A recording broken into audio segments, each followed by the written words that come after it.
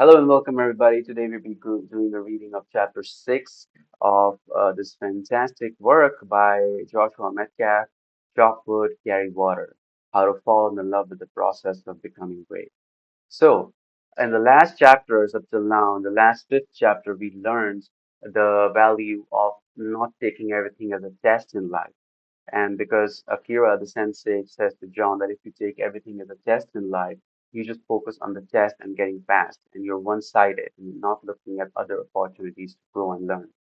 And he also mentions the quality of somebody who's trying to learn, who sees the opportunity to learn and grow in every direction, no matter where they are in their lives. So today we'll be reading chapter 6, and the title of this chapter is Where Do You Find Your Identity? Hang on, all right, let me just full screen of it. Yeah. Where do you find your identity? As time passed, despite Akira's warnings, John grew more and more intently focused on his goal of becoming samurai archer. He even began to sneak in extra time at the range. Every night at dusk, he would slip away from dining hall and down to the range, where he'd shoot until darkness fell. But over time, the extra practice began to wear on his body. Then one afternoon at the range, he began to feel a burning tightness as he drew his bow, which became increasingly painful as he locked his shoulder into firing position. He pushed through it, forcing his body to repeat the motion, but soon the pain in his shoulder made firing his bow impossible. He cringed as, "What's wrong, John?" Akira walked toward him, concerned. Clearly, the old sensei had noticed the pain in John's eyes. John knew there was no way to hide it.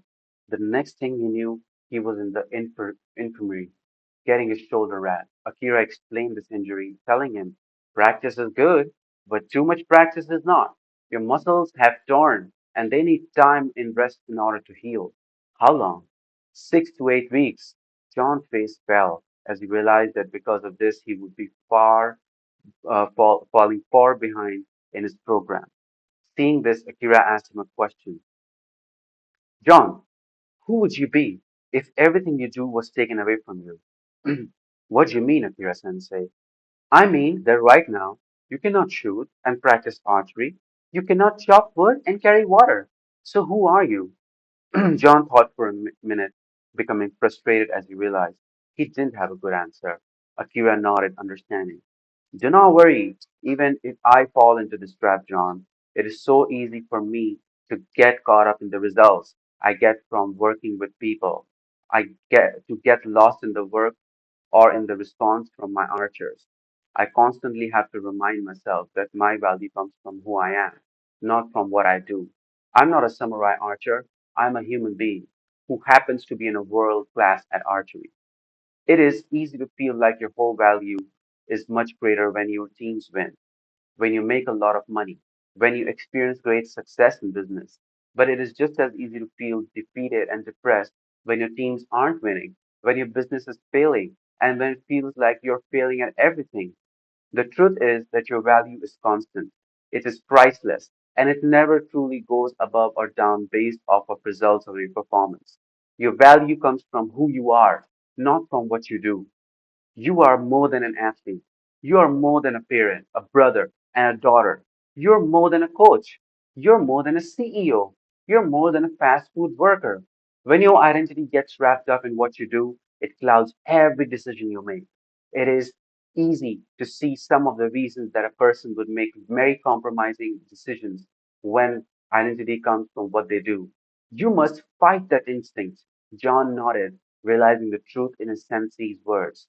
Akira stood to go, leaving John with this. "Here is my challenge for you. During your time here, John, find your identity in something that cannot simply be stripped away in the moment. Do the hard work of reminding yourself that your value comes from who you are.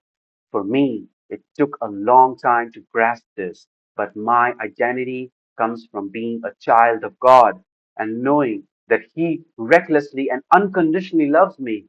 I believe He feels the same way about you and already unconditionally loves you. It has never been about your performance and it will never be about your performance. You can't do anything to make Him love you anymore, and you can't do anything to make Him love you any less. Therefore, you are free to accept his love, love him back, love yourself, and finally be free to love others with no strings attached. I do not expect you to believe everything that I believe, John. You must come to your own conclusions. Whatever you do, though, please do not find your identity in something that can be gone in a moment's notice. Thank you for joining me, guys. I hope you're enjoying the reading.